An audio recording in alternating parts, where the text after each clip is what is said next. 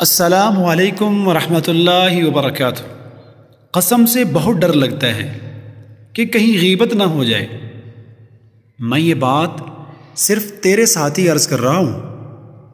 غیبت اور چغل خوری کرنا مجھے پتہ ہے بہت گناہ ہے، پر ایک بات بتاتا ہوں دوستو، یہ چند وہ روایتی جملے ہیں جو ماہرانہ اور فاضلانہ انداز میں معاشرے کے چلتے پھرتے ریڈیو اسٹیشن مسلمانوں کی عزت نفس کی دھجیاں بکھیرنے والے چغل خور غیبت کرنے والے لوگ محفل میں بولتے ہیں، اور سامعین بھی ان کی معلومات اور ذہانت سے متاثر ہوئے بغیر نہیں رہتے۔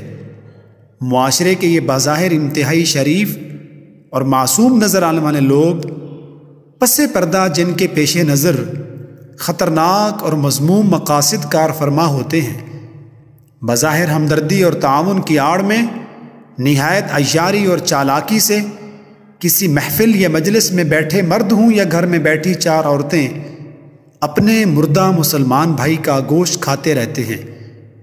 دوستو یاد رکھیے، غیبت ایک ایسا گناہ ہے کہ غیبت کرنے والا اور غیبت سننے والا دونوں برابر کے مجرم ہیں۔ اللہ ہمیں اس معاشرتی ناسور سے محفوظ فرمائے۔ والسلام ورحمۃ اللہ۔